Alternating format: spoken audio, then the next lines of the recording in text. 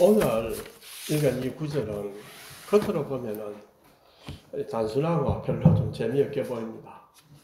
왜냐하면 할례는 뭐 되게 이미 지나간 거고, 또 구약시대의 일이고, 또 그 이야기하는 건 또 고리타분한 것이 아닌가라는 생각할 수도 있습니다.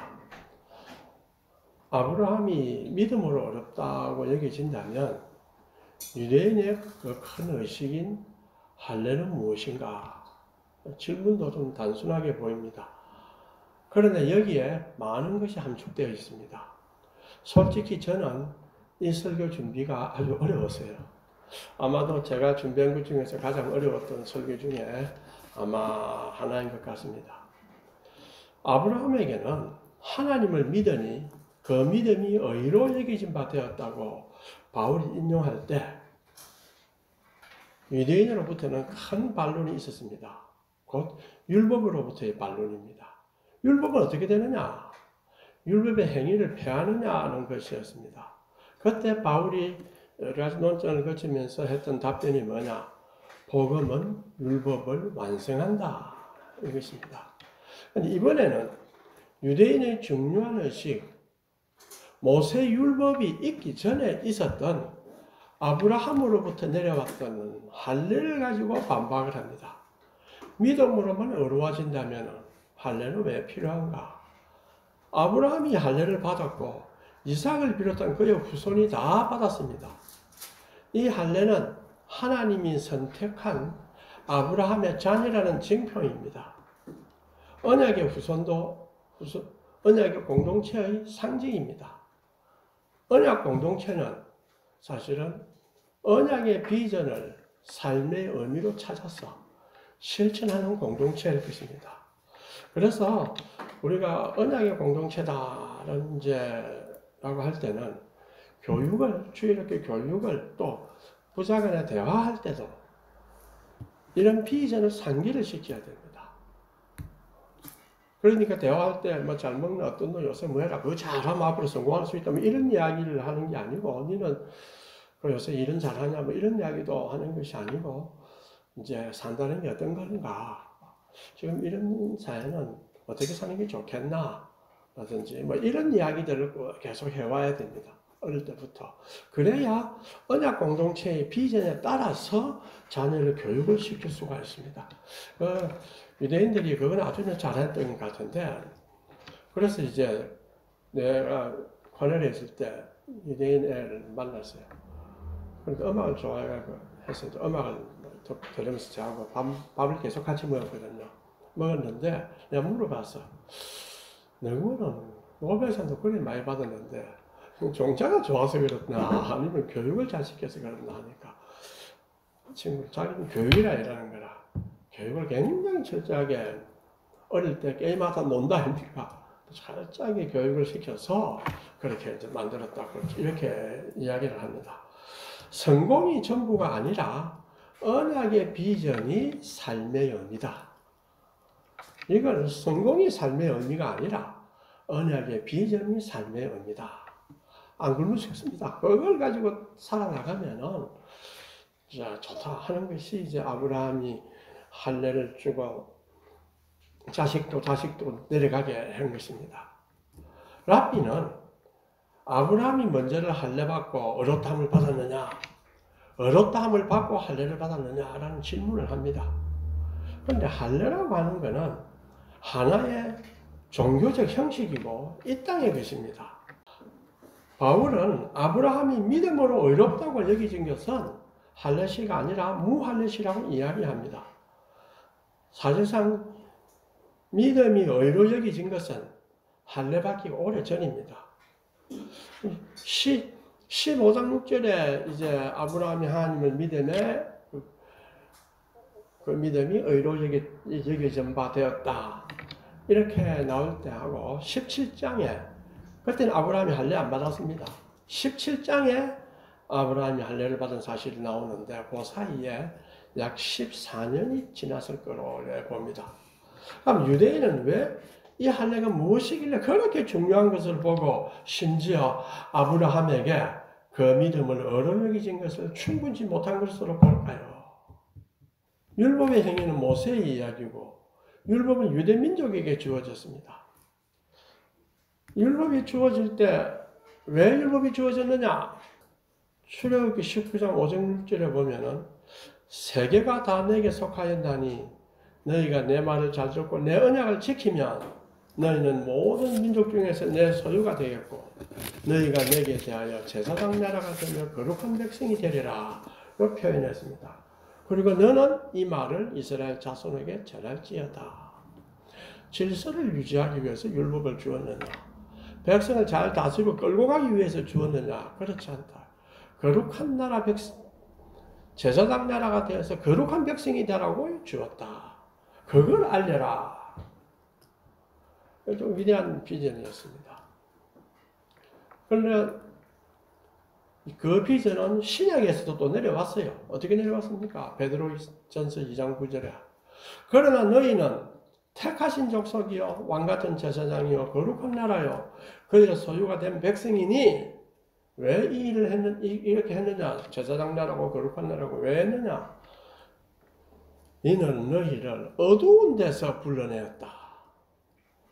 그리고 그의 기이한 빛, 하나님의 기이한 빛에 들어가게 하신 이에, 예수님의 기이한 빛, 복음의 뭐 기이한 빛이 되겠죠. 들어가게 하신 이에 아름다운 덕을 선포하게 하려 함이라.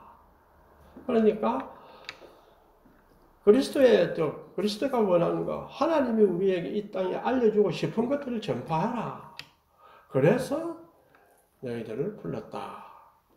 구약에는 율법을 그래서 주었다.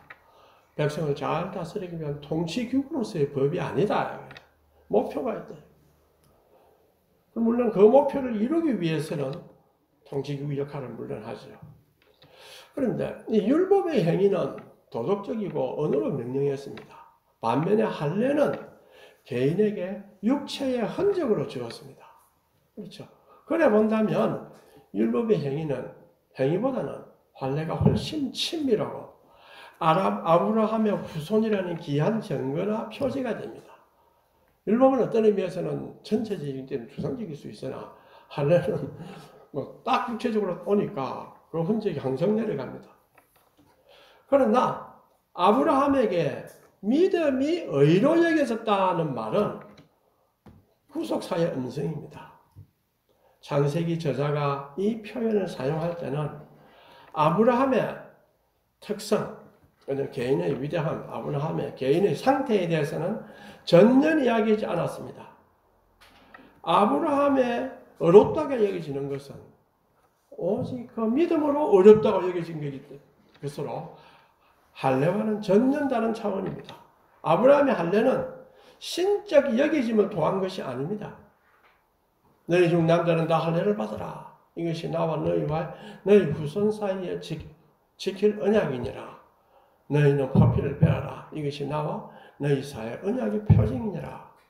그래서 아브라함의 할례는 다만 종교적 현상의 세계에서 그가 관리하고 있는 눈에 보이는 몫에 불과합니다. 할례의 의는 저편에 있는 하나님의 의가 아니고 종교적인 의에 불과합니다.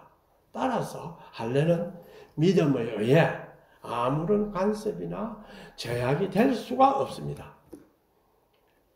사실 11절에 보면은 그가 할례의 표를 받은 것은 무할례 시에 믿음으로 된 의를 인친 것이니 아마 무할례자로서 믿는 모든 자의 조상이 되어 그들도 의로 여기심을 얻게 하려 함이라. 또한 할례자의 조상이 되었나니 곧 할례 받을 자에게 뿐만 아니라 우리 조상 아브라함이 무할례 시에 가졌던 믿음의 자취를 따르는 자들에게로 그러하니라. 이게 11절 11절에 있어요. 그런데 11절에 그가 할례의 표를 받은 것은 인친 것이다. 인쳤다는 것은 표징이고 정은, 모사, 기억을 위해서 인을 칩니다. 그래서 인친 것은 계시가 아닙니다. 할례와 신약에서 유사한 게 뭐겠습니까? 세례입니다. 그렇죠. 세례는 우리 믿음이 어떻다를 간섭할 수는 없어요. 내가 믿었습니다 하는 것을 이제 인쳐주는 거거든요. 상징입니다. 사실은 이 인친다는 것은 보이지 않는 모든 계시가 역사 속에서 보여지도록 우리가 표현한 겁니다. 따라서 그것 자체가 의미를 갖는 것이 아니고 항상 역사 저편에 있는 계시를 보여주는 일입니다. 우리가 세례를 받았다.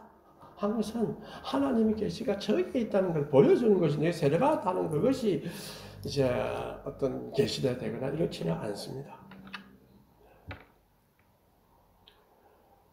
그러니 상징이나 징표고 믿는 자를 징표가 믿는 자를 어렵게 여기시는 하나님의 자녀에 대한 뭡니까? 정언이 됩니다. 할례나 세례는. 그래서 아브라함이 할례를 받은 것은 이런 덧붙이는 것이고 임시적인 의미의 할례의 표입니다. 자, 오늘날로 보면 이 할례라는 게 뭐가 되겠냐? 종교, 교회 등 현상 세계에 참여하는 것과 같습니다. 그런데 아브라함이 할례의 표를 받는 것은 할례가 없을 때 이미 하나님을 믿는 사람으로서 받았습니다. 어떤 종교적 인격이 된 것이 아니고 체험 없이 하나님의 심판과 은총에 주목하게 된 자로서 믿음으로 어렵게 여겨진 자로서 받은 것입니다. 오늘날 보면 종교적 시스템이나 교회 참여하기 전에 구교자라고 있다가 종교적 시스템에 참여하게 된 거예요. 그래서 한 족속이 형성된 거 아닙니까? 그죠? 그가 무할례 시에 믿음으로 어렵다고 여겨졌는데 후손이 태어날 때 이제 어떻게 해야 되겠습니까? 언약의 백성으로 상징하는 표지로서 믿음으로 여겨진 의를 확인하려는 확인의 도장입니다. 이것이 할례입니다. 믿음이 떨어진 의를 확인하려고 하는 건데 사실은 보십시오. 안 믿을 수도 있거든요. 안 믿을 수도 있어요. 그렇기 때문에 할례가 안 믿는 사람을 믿게 한다는 거 이렇지는 않습니다. 항상 믿는 자에게 할례는 뭐냐 하면 표징으로서 네가 할례를 받았다는 것은 무슨 말이냐? 네의 믿음은 하나님께로 온 거다. 너는 하나님의 백성이다. 하는 것을 이제 기억하게 하는 것입니다. 그런데 유대인은 어떻게 생각했느냐 하면 이 할례가 믿음으로 의로 여겨진 것을 제약하거나 또 동등한 것으로 생각했는데 그건 전혀 잘못입니다. 할례가 가르치는 것은 보이지 않는 것, 도무지 청량할 수 없는 하나님 앞에 굴복하라는 촉구입니다. 할례는 마치 우리가 세례를 받았다 이럴 때 친구들 보면 영서받았다 이러면 그것이 자기의 어떤 역할을 하다. 영서받았기 때문에 나는 이거 못한다 이런 걸 하죠. 마찬가지로 우리가 할례를 받았다 아니면 교회에 참여해서 교회의 일원으로서 예배를 드리고 이렇게 한다는 뜻은 뭐냐 하면은 하나님께 살아계신다. 그 하나님 앞에 순종하며 살아라 하는 걸 자꾸 자극을 주는 거죠. 아브라함의 할례가 의도하고 불을 일으킨 것은 할례 받지 않는 사람의 믿음입니다. 그래서 할례 그 자체가 그 믿음의 문이 아니고 예컨대 유대인이 되기 위해서는 세상의 자녀가 또 건건한 사람이 되기 위해서 들어가야 하는 문이 있는데 그것이 할례가 아니고 할례는 그 문이 하나님이 주신 그 문에 대한 기억입니다. 믿음으로 어려워지는 것에 대한 기억입니다. 만약 아브라함이 할례자의 또한 조상이라면 우리 조상 아브라함은 무할례 시에 가졌던 믿음의 자체를 따르는 자들에게도 그러하더라 하니라. 여기서 분명한 것은 모든 믿음이란 근본적으로 무할례 시에 가졌던 믿음이라는 사실입니다.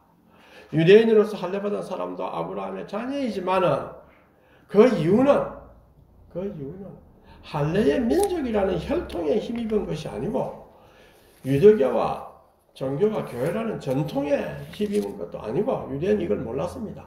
그러니까 할례를 특권으로 생각했습니다. 오직 믿음에 힘입은 것입니다. 특권이 아니고 은혜입니다. 그래서 유대인들은 그걸 놓쳤습니다. 믿음 저편에 눈에 보이지 않는 전통과 연속성에 힘을 입은 것입니다. 우리 역시 우리 조상 아브라함이 무할례 시에 가졌던 믿음의 자취를 따르는 자입니다. 그들은 인간이 종교적 현실 능력에서 아직은 많건 적건 아무것도 가지지 못한 사람일 때, 그래서 철저하게 오직 하나님 한 분만 의지할 때, 바로 그때 하나님에 의해서 우리는 발견되고 하나님 앞에 굳게 서게 됨을 의식하면서 걸어가는 사람들입니다. 이것이 아브라함이 무할리 시작하였던 믿음의 자취를 따르는 사람들입니다. 그래서 이것이 우리가 걸어가야 할 길입니다. 그런데 진정한 아브라함의 자손은 돌로도 일깨우신다. 그 세리만이 그랬죠. 일깨우신대. 사람이 이것을 잊으면은 첫째가 꼴찌가 됩니다. 다시 말하면 먼저 된 자가, 우리는 아브라함의 자손이다 혹은 먼저 된 자가 나중된 자가 되고, 또 나중된 자가 먼저 된 자가 된다. 즉 새롭게 꼴찌가 되는 사람이 오히려 첫째가 된다. 그래서 아브라함을 우리 조상이라 생각지 마라. 내가 너희에게 이르노니 하나님이 능히 이 돌들로도 아브라함의 자손이 되게 하신다. 이렇게 했습니다. 자, 그러면 이제 본문 15장 6절에, 창세기 본문 15장 6절에 보면 아브라함이 여호와를 믿으니 여호와께서 이를 그의 의로 여기시고, 여기서 우리는 아브라함과의 소명과 믿음은 의심없이 하나의 순수한 시작입니다. 하나님 의로 여겨서 순수한 시작입니다. 하나님을 믿어 어렵게 되면 어떻게 되느냐? 내가 믿어 어렵게 됐다. So what? 비로소 하나님은 아브라함과 교제를 나누어 줍니다. 비로소 아브라함은 이제 하나님과 교제에 더불어 그의 삶의 순수함을 시작하게 됩니다. 그래서 믿음은 비로소 본래적 삶을 향한 시작입니다. 내가 믿음을 가졌다 하는 시작입니다. 우리가 제가 지금 생각하니까 믿음을 가졌다는 게 의미가 너무나 달라져서 예수 믿어라, 교회 나온다, 너무나 다르게 생각합니다. 믿음 가지면 좋지. 나 아직 좀 더 있다가 좀 더 세상 살라면 죽을 때 됐어. 뭐 이런 사람도 있고. 그 다음에, 야, 내가 믿는다는 거 가만보니까 몇 가지 있는데 그것도 이래야 뭐 이런 생각이 되는지. 또 교회 나오라 이러니까, 야, 교회 나오면 믿어야 될까? 이거 믿는다는 게 이런 건데 왜 내가 교회 나가나? 이런 거라든지. 그런 생각을 제가 많이 하게 됐습니다. 믿음이란 본래적 삶을 향한 시작입니다. 왜? 믿는다는 것은 비로소 의롭게 되어서 하나님과 교제를 할 수 있다는 거거든요. 믿지 하나님 우리를 의롭게 안 해주면 어떻게 됩니까? 하나님은 죄만한 인간과 교제할 수 없어요. 불가합니다. 그렇기 때문에 믿음이 굉장히 중요한데, 그러나 현실에 있어서 그 과정이라는 것이 또 있단 말이에요. 믿음에 들어가려면 좀 과정이라는 것이 있어요. 그렇기 때문에 그 과정과 본질을 혼동을 많이 할 수가 있습니다. 자, 하나님이 이끌어 가심을 굳게 믿으니 이제 믿음을 가진 자는 기쁘게 뜻하는 나그네 길의 시작입니다. 그래서 세상에서 나그네 하지만 이제 우리는 믿는 자의 길에서 나그네입니다. 이 나그네의 시작이 믿음으로 어렵게 됐다는 거예요. 그래서 믿음은 시작이다. 자, 그런데 아브라함이란 어떤 사람입니까? 한번 생각해 봅시다. 신기한 것은 성경에 믿음으로 의롭다 한다 하면서 아브라함에게 됐는데, 아브라함은 종교사적으로 보면 어떤 사람이냐, 유대인이 아닙니다. 그때 뭐 유대인이 뭐 있었습니까? 그렇죠. 유대인, 야곱한테 유대인이지, 야곱의 아들 유다에서 유대인이고 이런 거지, 이교합니다. 유다는 먹는 게 유대인, 야곱의 자식이고 아브라함이 정손자입니다. 구속사적으로 보면은 아브라함은 경건하지 않은 자고 또 죽은 자와 같습니다. 훗날에는 이제 역사적 하나님의 백성의 조상이 되었지만은 아브라함이 그 당시에는 역사적 하나님의 백성의 조상도 아닙니다. 세상은 세상이고 아브라함도 세상 속에 있었습니다. 그렇다고 해서 아브라함의 믿음이 뭐 특별한 특성이나 장점을 가지고 있었는 것도 아닙니다. 하나님은 아브라함을 무조건적으로 아브라함의 그 믿음을 의로 여겼습니다. 아브라함이 하나님을 믿으니 의로 여기고 무조건적으로 했습니다. 이것이 믿어 의로 여겼다 하는 여기점의 의미입니다. 어떤 아브라함이 특별한 뭐가 있어서 그랬나? 그렇지 않습니다. 아브라함이 그렇게 되면 아브라함의 경우는 자신의 현존재와 가치는 오직 하나님으로부터 가질 수 있다는 것을 제가 깨달은 것입니다.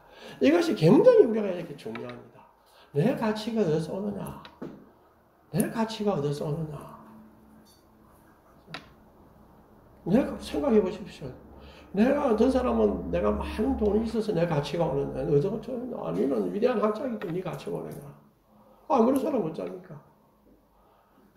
내 가치는 하나님으로부터 온다 하는 것이 믿는 자가 세계를 보한 것입니다. 그러니까 아브라함의 경우 내 자신의 현존자와 가치는 오직 하나님으로부터만 가질 수 있다 하는 것을 아브라함은 깨달았습니다.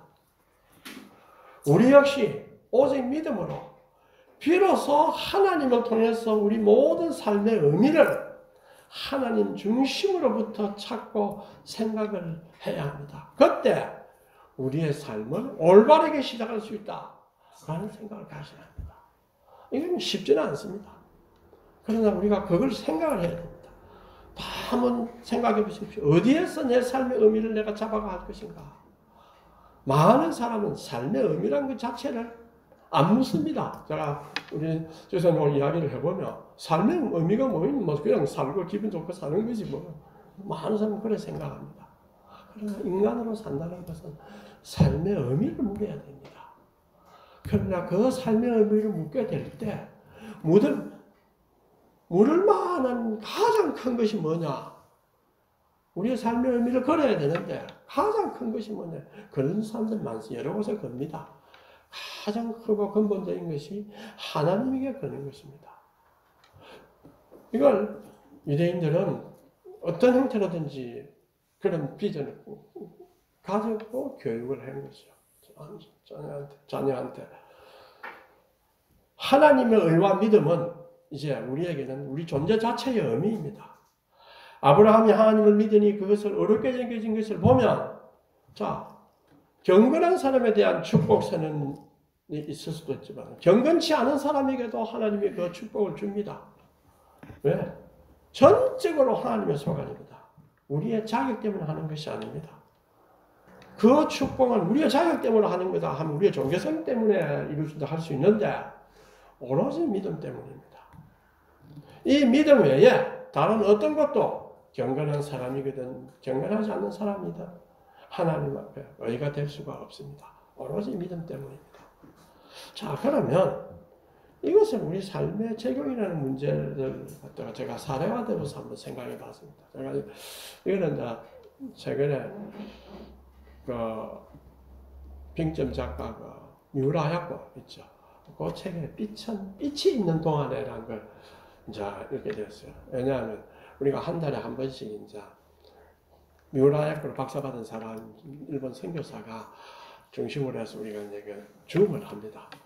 그런데 일본 선교에 관심 있는 사람들이 많아서 제가 하는데 그때 이제 이 사람이 미우라 아야코 그 책을 가지고 공부를 해서 일본에서 선교사가 200몇십 명이 목사가 200몇십 명이 나왔다는 거야. 일본에서 목사가 그걸 공부해가 나였습니다.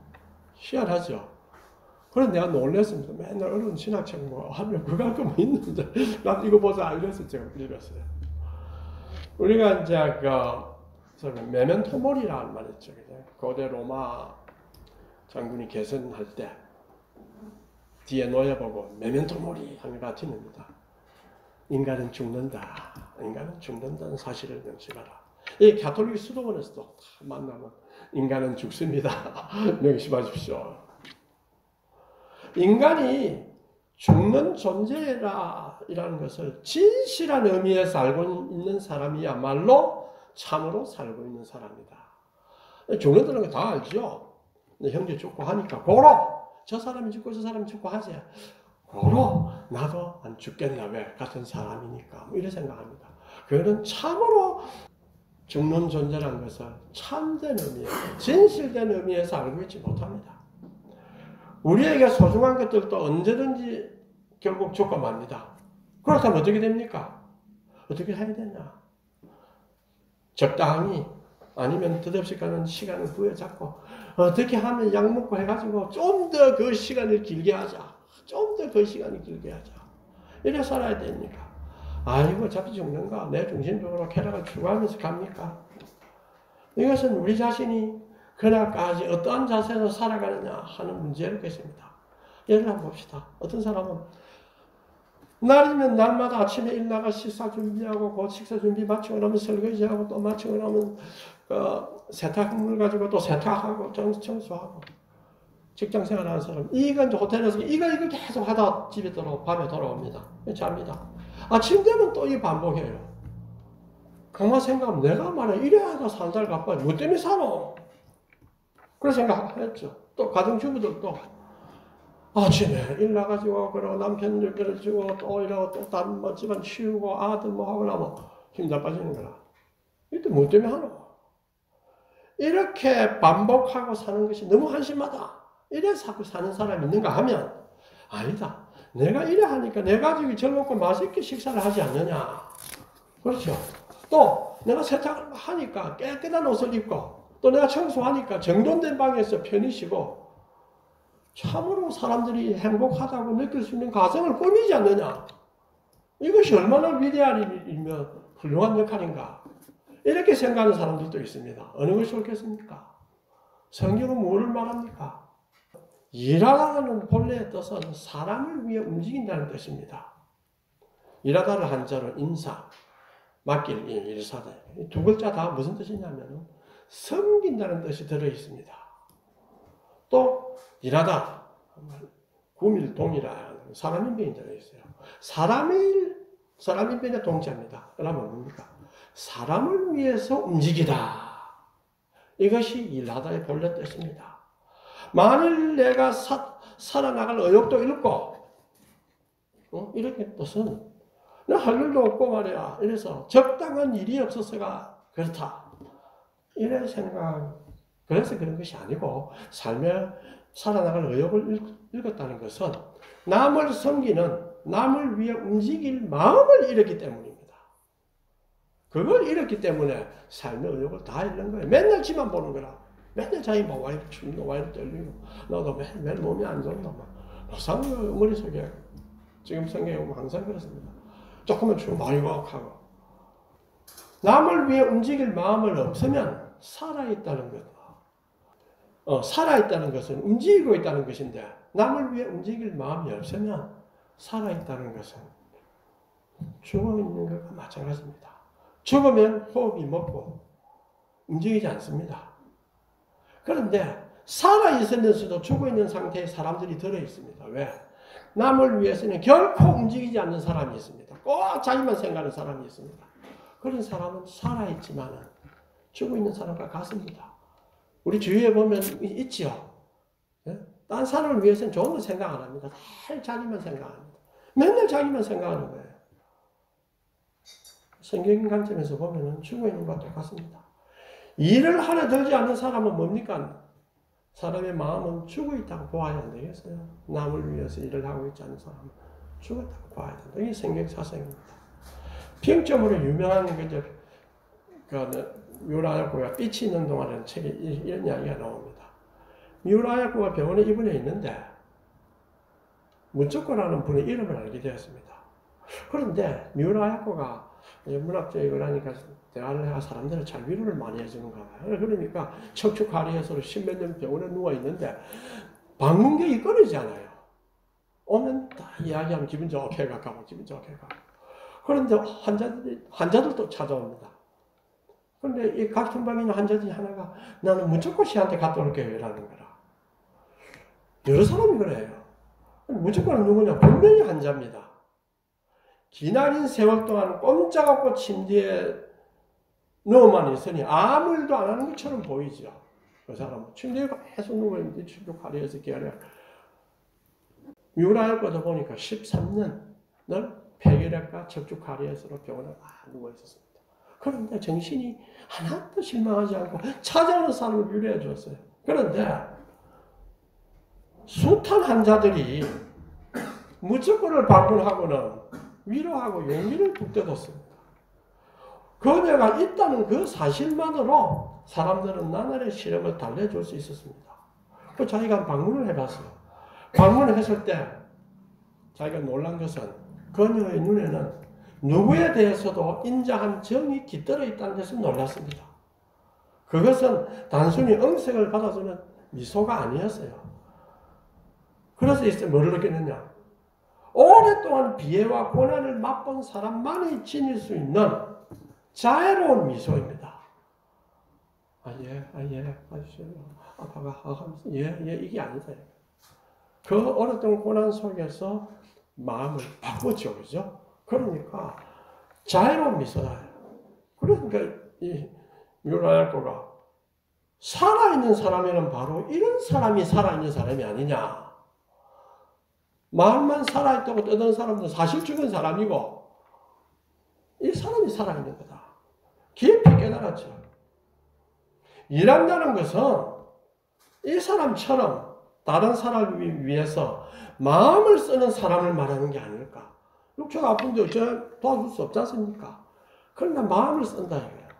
우리는 마음을 쓴다, 정신을 쓴다고 하는 것이 뭐가 중요하냐? 야, 돈이 중요하지. 야, 뭘 내놔라. 이것이 맨날 지금 우리나라 한국에 있어서 제일 안타까운 것이 보니까 우리는 유물론적 문화가 아닌데 실제로 보면 아주 유물론적 문화입니다. 우리 조선조도 쫙 보니까 재산 돈이에요. 어려운 사람을 위해서 재산을 팔고 도와주고 하는 것이 적습니다. 신분제사에서 다 양반들 부패. 말은 전부 다 정신적인 것 같은데 특히 유물론, 특히 물질적인 거예요. 정신을 살리는 것이 앞으로 우리의 일이겠구나. 우리 교회의 일이겠구나. 정신과 영혼이라는 것이 쉽지 않은 거다. 이걸 갖다 더 보여줘야 되겠다는 생각도 합니다. 이 사람이었어요. 이 여자처럼 다른 사람을 위해서 마음을 쓰는 사람을 정말 일하는 사람이다. 자, 오늘이라는 하루는 우리 인생에 있어서도 그만입니다. 없어도 그만입니다. 그럴 수도 있죠. 아니면은 아니다. 절대로 없어서는 안 될 훌륭한 하루였다. 아니면은 전혀 없었던 편이 나았을 그런 하루였는가. 이거 한번 생각해 봅시다. 오늘과 같은 나날이 쌓이고 쌓인 일생이 과연 훌륭한 의의가 있는지는 또 오늘과 같은 나날의 누적은 아무 뜻도 없는 것인지 오늘과 같은 되풀이되는 인생이라면 차라리 없는 편이 나은지 아니면 그 어떤 것보다 귀중한 하루인지 우리 생각해야 됩니다. 누가 만듭니까? 그걸 누가 만듭니까? 자기가 만듭니다. 하나님을 믿었다고 할 때는 새로운 세계를 본 사람이거든요. 새로운 세계를 볼 때는 그걸 만들려고 생각을 해야 됩니다. 어떻게 하면 그걸 만들 수 있겠어요? 그렇죠. 쉽지 않습니다. 그러나 일단 아는 것이 중요해요. 하루가 쌓여간다.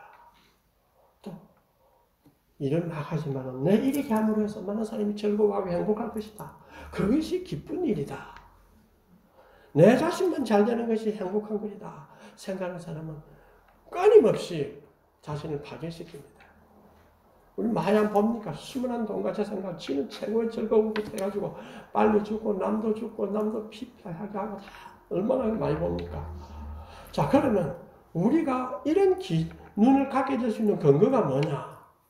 이것을 알 수 있는 자는 믿음으로 의롭다함을 받은 자입니다. 성경은 믿음으로 시작하는 우리의 삶은 즉 십자가에 못 박혀서 우리를 구속하신 주님은 우리의 삶은 바로 믿음과 소명 속의 삶이라 하는 것을 가르쳐 주었습니다. 우리의 삶은 믿음과 소명 속의 삶입니다. 아브라함도 구원전 입생이 전에 힘이 지배하는 세상에서 믿음으로 어렵다고 여겨졌죠. 이 아브라함도 그걸 깨닫고 나서 물어 살았고 믿음과 소명의 삶을 살았습니다. 그래서 우리에게 모범을 보여주었습니다. 이제 신약 성경에서도 그런 삶을 사는 사도 바울은 뭐라 했습니까? 내가 궁핍함으로 말하는 것이 아니라 어떠한 형편이든지 나는 자족하기를 배웠다. 이게 참 무슨 말이에요? 없으니까 그런 게 아니라 어떠한 형편에 있었어도 나는 살아간다는 것이 무엇하고 기쁨을 찾은 거예요. 또 우리가 만약에 산다는 게 뭐냐? 아까처럼 남을 위해서 섬기는 거, 남을 위해서 일하는 거, 또 기뻐하며 살아야 돼요. 어떤 일이 있더라도. 슬픔 속에 있더라도 그 슬픔의 본질에는 기쁨이 흐른다는 이런 뜻 아니겠어요? 자, 우리가 사장 9절에 보면 이 복이, 이 행복이 할례자나 혹은 무할례자나 물론 우리가 말하기를 아브라함에게는 그 믿음이 의로 여겨졌다 하노라. 이 복이라는 것은 우리의 모든 잘못된 이런 것들이 다 허물이 가려지는 복입니다. 어찌 보면 참된 복이에요. 니 죄 안 짓다 이것만까지 아니고 참된 복을 깨닫는 게 참된 복이에요. 그렇죠? 이 참된 복이라는 것은 남의 칭찬을 받는 것이 참된 복이냐? 그것은 아닙니다. 왜냐하면 칭찬은 거질 수도 있고 곧 변할 수가 있습니다. 주위에서 잘한다 했다 조금 알면 샥 바뀌거든요. 그것 때문에 상처 있는 사람이 얼마나 많습니까? 만약 거짓과 변할 가능성이 있는 천사로서 행복하다면 그 행복의 근거는 뭡니까? 허망합니다. 사실은 참으로 행복한 사람은 남과 또는 외부에서 비난과 욕설에서도 개의치 않아야 됩니다. 말하자면 참 행복한 자의 기쁨과 즐거움은 사람들이나 외부에서 오는 모든 좋은 것이나 또 그런 것이 아니라 또한 나쁜 것에서나 외부의 좋은 것이나 다 초월하는 변치 않는 행복입니다. 이것입니다. 어떻게 가능합니까? 빌립보서 4장 7절에 하나님의 평강이 그리스도 예수 안에서 너희 마음과 생각을 지키시라. 그게 바로 행복입니다. 이걸 우리가 깊이 생각하고 깨달아야 됩니다. 그 행복은 변치 않고 파괴되지 않는다. 그렇죠? 그러니 그걸 뭐라고 표현합니까? 영생토록 배에서 생수가 솟아난다는 뜻으로 말했습니다. 믿는 자의 뱃속에 이루어지는 샘물입니다. 요한복음에 나오죠. 바울 사도는 바로 이런 뜻에서 다음과 같이 이야기했습니다. 주 안에서 항상 기뻐하라. 내가 다시 말하노니 기뻐하라. 너희 관용을 모든 사람에게 알게 하라. 주께서 가까우시니라. 항상 기뻐하고 살려면 관용해야 됩니다. 아무것도 염려하지 말고 다만 모든 일에 기도와 간구로 너희 구할 것을 감사함으로 하나님께 아뢰라. 성경은 믿는 자가 이제 믿음으로 시작하는 때에 그 믿음으로 시작하는 것은 천국을 기쁨을 가지고 사는 삶이라는 것을 말합니다. 우리는 이제 믿는다는 것은 뭐냐? 항상 시작하는 것입니다. 천국의 기쁨을 향하여. 그러면 통성기도 하겠습니다.